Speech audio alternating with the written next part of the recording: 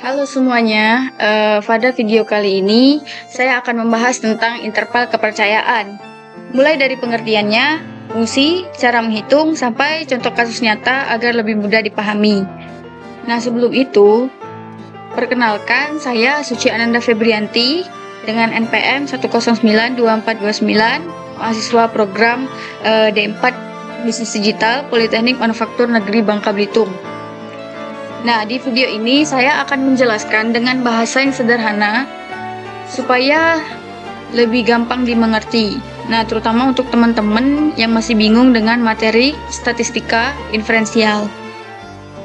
Nah, sebelum masuk ke perhitungan, kita pahami dulu apa itu interval kepercayaan. Jadi, interval kepercayaan adalah suatu metode untuk mengestimasi sejauh mana suatu parameter populasi berada di antara dua angka tertentu berdasarkan sampel yang diambil. Nah, interval kepercayaan yang paling umum memiliki tingkat kepercayaan 95% atau 99%. Nah, jadi sederhananya itu dalam statistik kita biasanya tidak langsung mengatakan bahwa suatu nilai itu pasti, melainkan kita memberikan kemungkinan rentang nilai yang paling mendekati kenyataan. Misalnya, setelah melakukan penelitian, kita mendapatkan rata-rata nilai mahasiswa sebesar 70. Nah, namun apakah benar rata-rata semua mahasiswa pasti itu 70? Nah, itu kan belum tentu. Karena data yang kita gunakan biasanya hanya sebagian besar atau sampel, bukan seluruh populasi. Maka dari itu digunakan interval kepercayaan untuk memperkirakan kemungkinan nilai sebenarnya. Nah, fungsi dari interval kepercayaan itu apa sih? Yang pertama itu untuk mengukur ketidakpastian estimasi. Ini adalah fungsi paling utama, yaitu memberi ukuran ketidakpastian. Tanpa confidence interval atau interval kepercayaan, kita cuma punya satu angka dan cenderung memperlakukannya seperti kebenaran final. Dengan confidence interval, kita bisa melihat apakah estimasinya cukup ketat atau masih longgar. Kemudian, dapat membantu dalam pengambilan keputusan. Nah, dalam bidang seperti penelitian ilmiah, keuangan, dan kesehatan, confidence interval itu membantu pengambil keputusan untuk menilai resiko dan membuat keputusan yang lebih informasi. Misalnya dalam uji klinis, confidence interval dapat menunjukkan seberapa efektif suatu obat dalam rentang tertentu. Hal ini bisa membantu dokter dan peneliti untuk mengambil keputusan yang tepat.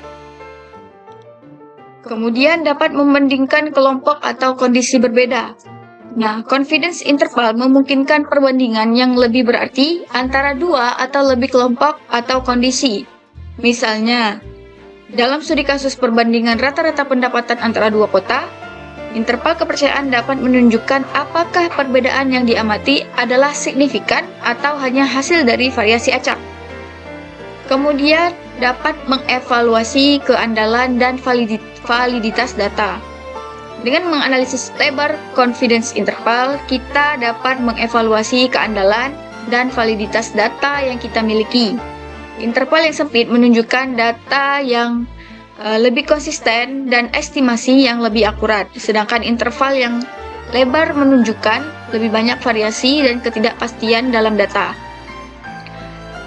Nah, yang terakhir fungsinya itu dapat menentukan ukuran sampel yang diperlukan.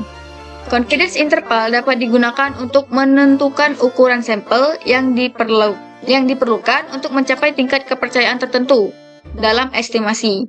Nah, fungsi ini sangat penting dalam perencanaan penelitian dan survei untuk memastikan bahwa hasil yang diperoleh cukup akurat dan dapat diandalkan.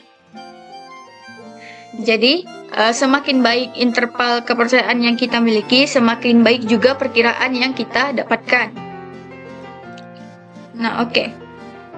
Sebelum kita masuk ke studi kasus, kita harus mengetahui rumusnya terlebih dahulu. Nah, di sini ada rumus rata-rata yang standar deviasinya itu diketahui. Jadi kita menggunakan rumus Z. Nah, jadi di sini rumusnya itu X bar plus minus Z dikali standar deviasi dibagi akar N. Jadi, X bar itu adalah rata-rata sampelnya. Dan Z itu nilai kritis dari distribusi normal atau Z-core yang sesuai dengan tingkat kepercayaan yang dipilih. Kayak yang saya jelaskan sebelumnya, itu bisa 95% ataupun 99%. Kemudian ada standar deviasi populasinya jika diketahui. Nah, jadi di sini saya garis bawahi bahwa kalau standar deviasi populasinya itu diketahui, berarti kita menghitung menggunakan rumus Z. Nah, kemudian N itu adalah ukuran sampel. Nah, sekarang kita langsung masuk ke contoh soalnya. Sebuah kelas memiliki data nilai sebagai berikut. Rata-rata sampelnya itu 70, standar deviasi populasinya itu 10, dan jumlah sampelnya itu 25. Buatlah interval kepercayaan 95% untuk rata-rata populasi. Nah, jadi langkah pengerjaannya, kita harus menuliskan semua informasi yang ada di soal. Contohnya ini, X barnya di sini di soal 70, tulis. Kemudian standar deviasinya 10 dan nilai N 25. Kemudian setelah itu kita harus menentukan nilai Z. Nah, nilai Z dari 95% adalah 1,96. Ini di mana sih dapat 1,96? Itu didapat dari tabel distribusi normal ya, teman-teman bisa lihat di Google. Kemudian langkah selanjutnya itu kita dengan menghitung akar N. Nah, jadi di N tadi itu nilainya 25. Nah, jadi akar dari 25 ini adalah 5. Ya, kemudian setelah didapatkan nilai akar N, kita bagi standar deviasi populasinya dengan akar N tadi. Standar deviasinya 10 dan dibagi dengan 5 tadi. Jadi hasilnya adalah 2. Nah, di sini kurang lebih pengerjaannya seperti yang ada di kiri. Kurang lebih seperti ini. Kemudian kita menghitung margin of error-nya. Tadi 1,96 dikali 2. 2 ini didapatkan dari standar deviasi dibagi dengan jumlah sampel. Maka hasilnya 2. Jadi 1,96 dibagi 2 itu sama dengan 3,92. Jadi sekarang masuk ke menentukan interval. Jadi untuk batas bawahnya itu X bar dikurangi 3,92. Hasilnya adalah 66,08. Dan untuk batas atas X bar itu 70 ditambah 3,92. Jadi sama dengan 73,92. Jadi hasil akhir interval kepercayaannya adalah 60,08 sampai 73,92.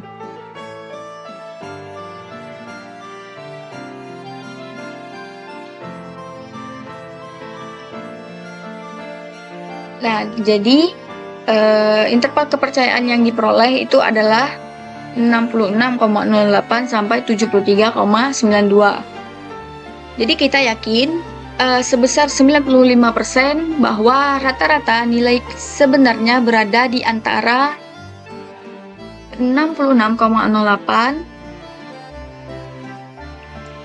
sampai 73,92. Artinya kemungkinan besar nilai rata-rata asli dari seluruh mahasiswa yang ada di dalam rentang tersebut.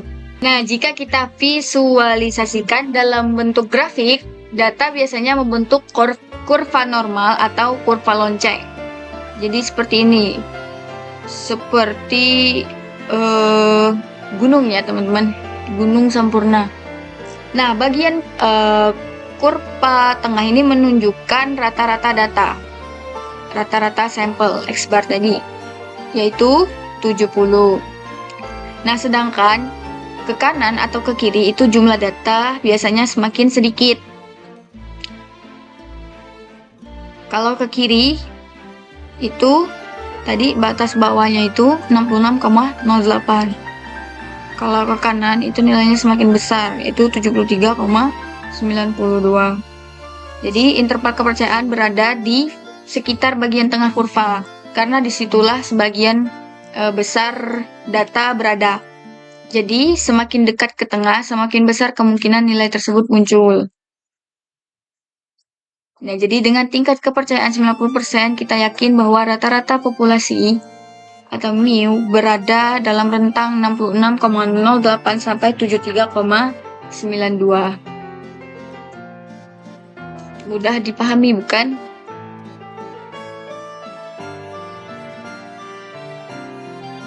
Kemudian kita masuk ke contoh yang kedua. Nah, jadi maksudnya ini studi kasus yang kedua. Ini adalah rumus rata-rata yang standar deviasi populasinya itu tidak diketahui. Jadi kita menggunakan rumus T atau tabel T.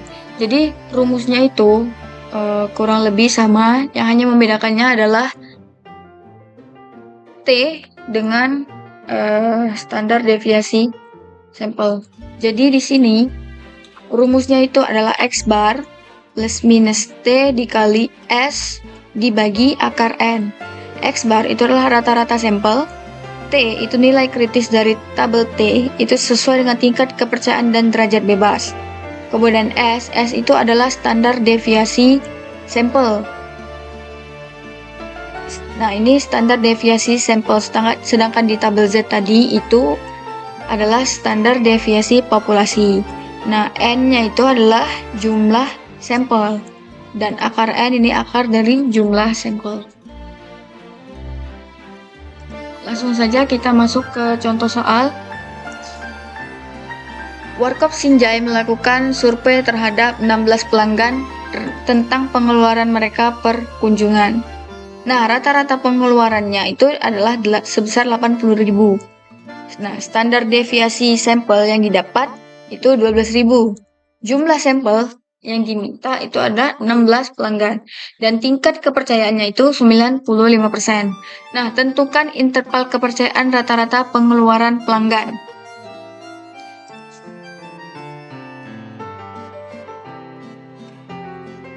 Nah, langkah pengerjaannya kita harus menulis semua informasi yang ada di soal. Kemudian menghitung derajat bebasnya. Ini adalah rumus derajat bebas, yaitu DF sama dengan N dikurang 1. Nah, N-nya itu tadi adalah 16. 16 dikurangi 1 sama dengan 15. Jadi kita dapatkan derajat bebasnya itu adalah 15. Kemudian tentukan nilai T. Nilai T. Jadi untuk tingkat kepercayaannya tadi kita menggunakan 95. Nah, jadi dari tabel distribusi T itu untuk tingkat kepercayaan 95 itu sama dengan 2,131. Nah, setelah itu kita menghitung akar N. Jumlah sampel N tadi kan kita dapat 16. Jadi akar dari 16 itu ada 4. Nah, selanjutnya kita menghitung S dibagi akar N. Jadi S-nya itu tadi ada 12. Kemudian kita bagi dengan akar N yang sudah kita hitung tadi, yaitu yang kita dapat 4. Jadi 12 dibagi 4 itu sama dengan 3. Sekarang kita menghitung margin of error-nya. Margin of error dari ini 95% itu 2,131 dikali 3. 6,393. Nah, jadi untuk pengerjaan soal T ini kurang lebih sama dengan yang Z tadi.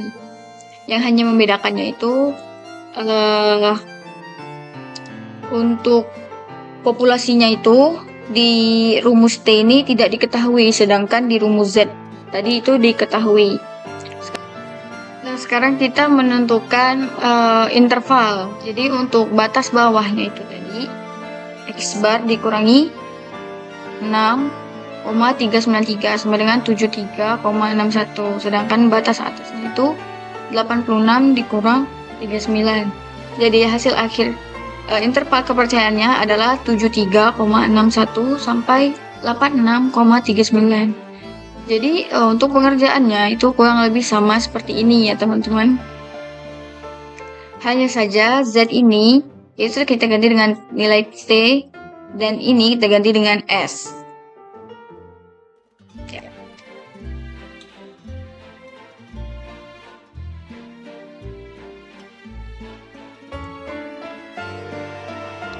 Nah, jadi ini bisa dilihat di sini.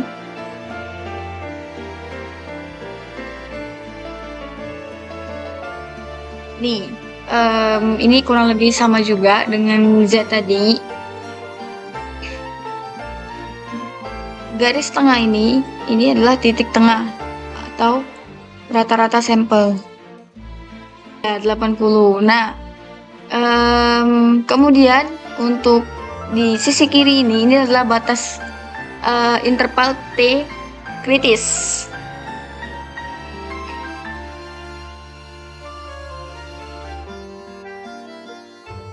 Nah, ini ada batas bawahnya itu 73,61 dan ini batas atasnya garis ke kanan itu 86,39.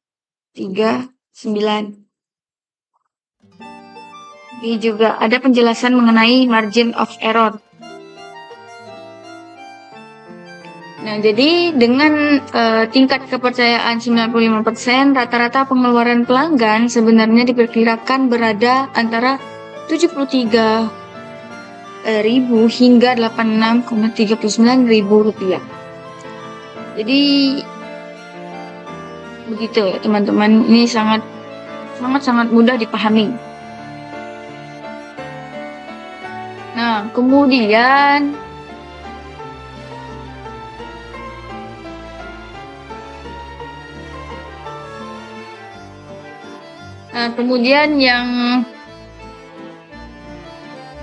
yang terakhir itu mengenai interval kepercayaan proporsi. Nah, apa sih interval kepercayaan proporsi? Nah, jadi interval kepercayaan proporsi itu digunakan untuk memperkirakan rentang nilai proporsi populasi atau P berdasarkan proporsi sampelnya dengan tingkat kepercayaan tertentu. Rumusnya ini bisa dilihat langsung. Ini menunjukkan proporsi sampelnya. Nilai X. Kemudian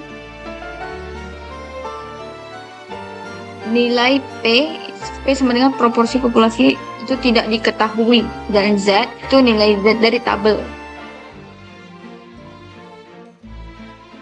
Nah, ini menggunakan tabel Z, teman-teman. Yang bisa lihat aja di sini.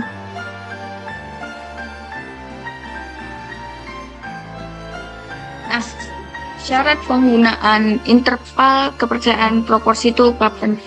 Nah, jadi sampel nanti dipilih secara acak agar distribusinya itu mendekati normal. Jadi syarat penggunaan interval kepercayaan proporsi itu sampelnya dipilih secara acak. Contoh. Nah, jadi kita masuk langsung ke contoh kasus. Sebuah e-commerce ingin mengetahui proporsi pelanggan yang puas dengan pelayanan pengiriman. Dilakukan survei terhadap 400 pelanggan dan 248 di antara menyatakan puas. Tentukan interval kepercayaan 95% untuk proporsi pelanggan yang puas. Nah, jadi di soal ini diketahui ada 400 pelanggan dan 248 orang itu menyatakan puas. Nah, langkah pertama adalah mencari proporsi sampelnya terlebih dahulu. Ini. Jadi kita rumus proporsi sampelnya itu X dibagi N. Yang X itu didapat 248 dibagi dengan N.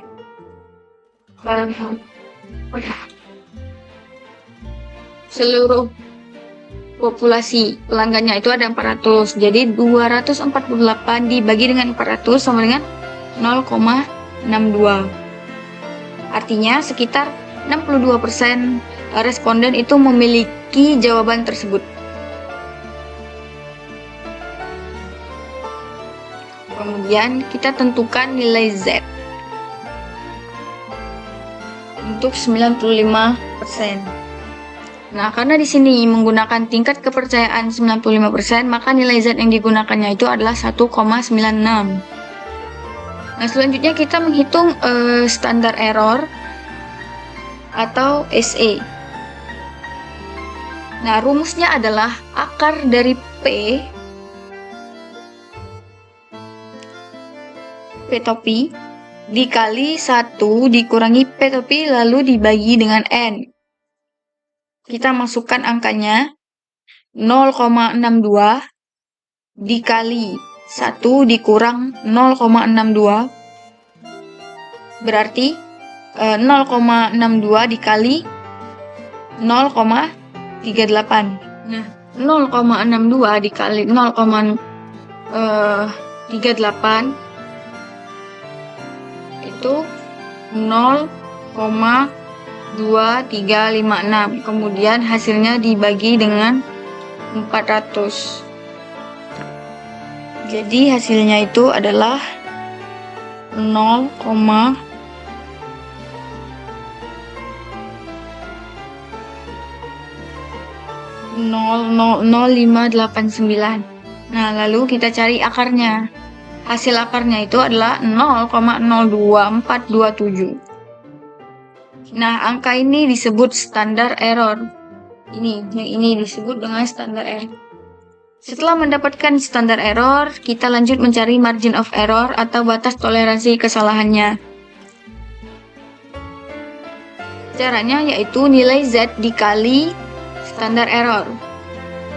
Z itu tadi 1,96 dikali SE 0,02427 didapatkan hasil yaitu 0,0476. Nah, langkah terakhir itu menentukan interval kepercayaannya. Untuk batas bawah, proporsi sampel dikurangi margin of error. 0,62 dikurang 0,047 sama dengan 0,5724. Nah, sedangkan batas atas itu 0,62 ditambah 0,0476 sama dengan 0,6676. Jadi, kalau diubah ke persen, itu menjadi sekitar 57,20% sampai 66,76%. Artinya, kita yakin sebesar 95% bahwa proporsi sebenarnya di antara populasi berada di antara 57% sampai 66%.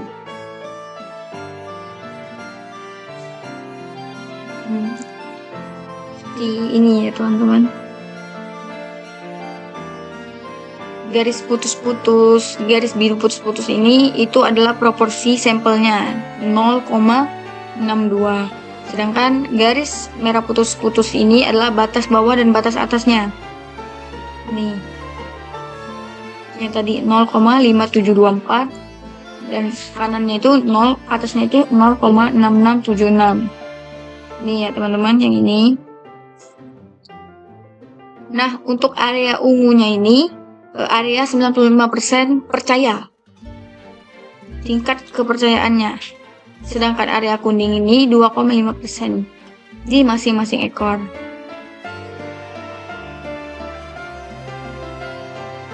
Nah, itu dah segitu saja penjelasan dari saya.